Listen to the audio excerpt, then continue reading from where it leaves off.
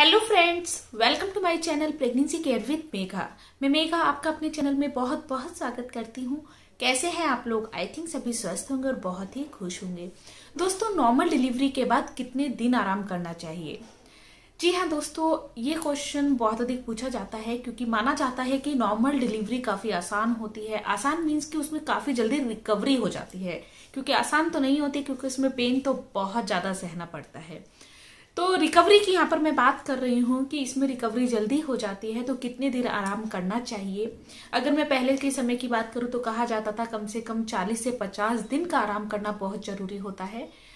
तो अब कितने समय का आराम करना चाहिए और इसमें क्या क्या होता है और किन बातों का आपको ख्याल रखना चाहिए, तो आज के इस वीडियो में पूरी जानकारी लेकर मैं आपके साथ, और उम्मीद करती हूँ आज का ये वीडियो आप लोगों को अच्छा लगेगा। अच्छा लगे तो चैनल को जरूर सब्सक्राइब कीजिएगा, लाइक कीजिएगा, कमेंट कीजिएगा और शेयर करना बिल्कुल भी मत भूलिएगा। दोस्तों, नॉर्मल डिलीवरी, नॉर्मल प्रसव जो होता है वो उसमें भी आपको टाके आते हैं। हो सकता है कि ये टाके आपके 8 से 10 दिन में ठीक हो जाएं और हो सकता है इनमें थोड़ा ज्यादा समय भी लग जाए। लेकिन जब नॉर्मल डिलीवरी में टाके आते हैं तो उसमें भी आपको चलने फिरने और बैठने में परेशानी होती है। ये टाके आपके जल्दी से जल्दी भी ठीक हो सकते हैं, लेकिन जरूरत होती है इन टाकों का समय से और बहुत अच्छे से ख्याल रखने की। अगर आप टाकों का ख्याल अच्छे से रखेंगे तो आपकी जल्दी रिकवरी हो पाएगी। बात करते हैं कि नॉर्मल डिलीवरी में क्या क्या समस्याएं आती हैं। सबसे पहले तो लगाए जाते हैं, देखिए, टाके। नॉर्मल डिलीवरी में जो टाके लगते हैं वो भी काफी परेशान करते हैं, क्योंकि उन टाकों में भी चुभन होती है। उन टाकों से भी आपको, क्योंकि ये आपके योनि मार्ग में लगाए जाते हैं, जिससे जब आपकी नॉर्मल डिलीवरी होती है तो बच्चे को बाहर निकालने के लिए भी एक छोटा सा कट लगा दिया जाता है, जिससे कि बच्चे की डिलीवरी इजी हो सके। और वहां पर लगा दिए जाते हैं टाके, और उन टाकों को सूखते हैं तो तब उनमें चुभन भी होती है, खुजली भी होती है, और अगर वो सही से ना सूखे तो उनमें पस भी हो सकता है। तो उनका भी ख्याल रखना और उनको भी साफ सफाई से रखना बहुत ज्यादा जरूरी होता है। दूसरी प्रॉब्लम आती है ब्लीडिंग। प्रॉब्लम कहें या फिर समस्या कह लीजिए। क्या होता है कि नॉर्मल डिलीवरी में कम से कम 10 दिन आपको ब्लीडिंग होती है या फिर रिसाव होता है। जो एक्स्ट्रा ब्लड होता है, जितना हमारा जो पीरियड्स 9 महीने तक नहीं होते हैं, जो बच्चा बनने में इस्तेमाल होता है, जो एक्स्ट्रा ब्लड है वो पीरियड्स के रूप में हमारा बाहर निकल जाता है। तो 6 हफ्ते तक का इसका एक प्रोसेस होता है। किसी को ये 4 दिन में बंद हो जाए, किसी को 30 दिन में भी बंद ना हो, तो किसी को 15 दिन में हो जाए। तो 6 हफ्ते तक का इसका मैक्सिमम टाइम माना जाता है कि 6 हफ्ते तक आपको ब्लीडिंग कम या ज्यादा हो सकती है। तो नॉर्मल डिलीवरी में ब्लीडिंग भी सी सेक्शन डिलीवरी के मुकाबले ज्यादा होती है। तीसरा होता है पेट दर्द। देखिए, नॉर्मल डिलीवरी में भी ऐसा नहीं है कि आप तुरंत ठीक हो जाते हैं। कम से कम 15 दिन तक आपको अपने पेट के निचले हिस्से में दर्द महसूस होता है, क्योंकि जब आपका बच्चा आपके पेट में पल रहा होता है तो आपके शरीर के जो अंग हैं वो बच्चे के लिए जगह देते हैं, तो वो अपनी जगह चेंज कर लेते हैं। तो अभी आपका यूट्रस भी बड़ा होता है तो साइज उसका घटकर अपनी शेप में आता है, तो आपके जो सारे अंग होते हैं पेट के अंदर वो सब अपनी जगह पर आते हैं, जिसके कारण आपको पेट में दर्द जैसा महसूस होता है, जिसको ठीक होने में कम से कम 15 दिन लग जाते हैं।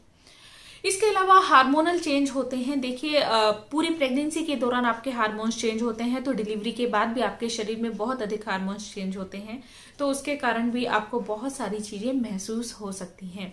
तो ये जो सारी समस्याएं हैं आपको प्रेगनेंसी डिलीवरी के बाद, नॉर्मल डिलीवरी के बाद महसूस होती हैं।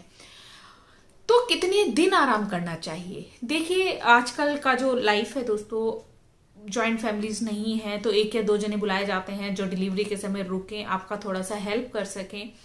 तो आपको आराम करना थोड़ा डिफिकल्ट हो जाता है, क्योंकि आपको अपने बच्चे का ख्याल तो रखना ही होता है, और जॉब का काम होता है या कोई बिजनेस करते हो तो उसका भी काम होता है, तो आजकल छोड़ना बहुत टिपिकल हो जाता है। लेकिन फिर भी नॉर्मल डिलीवरी भी हो तब भी आप कम से कम 1 महीने से 40 दिन रेस्ट जरूर कीजिए। ऐसा नहीं है कि आपको टोटल बेड रेस्ट करना है। आप पहले हफ्ते बेड पर रेस्ट कीजिए 1 हफ्ते के लिए, उसके बाद आप घर में वॉक कर सकते हैं। तीसरे हफ्ते से आप अपने बच्चे का थोड़ा बहुत ज्यादा काम कर सकते हैं। चौथे हफ्ते से आप थोड़ा थोड़ा सा काम अपना और कर सकते हैं। लेकिन बाहर आप कम से कम 1 महीने बाद से जाइए, उससे पहले आपको बाहर नहीं जाना है। तो ये चीजें आप ध्यान रखिए, और कम से कम 1 महीने का तो रेस्ट जरूर कीजिए, क्योंकि आपको लगेगा मैं बिल्कुल फिट हूं, लेकिन अंदर से आप काफी कमजोर होते हैं। जल्दी ठीक होने के लिए नॉर्मल डिलीवरी में भी आपको क्या करना है, देखिए नॉर्मल डिलीवरी में टाके बहुत अधिक नहीं होते हैं, तो खाने पीने का कोई परहेज नहीं किया जाता है। तो अजवाइन का पानी पीजिए, इसके ऊपर मैंने पूरा वीडियो भी बनाया है, वो भी आप मेरे चैनल पर देख सकते हैं। ड्राई फ्रूट्स खाइए अगर आप खा सकते हैं, दूध और दूध का दलिया खाइए, पोषक तत्वों से भरपूर चीजें आपको खानी है जिससे कि आपकी बॉडी एनर्जी गेन कर सके।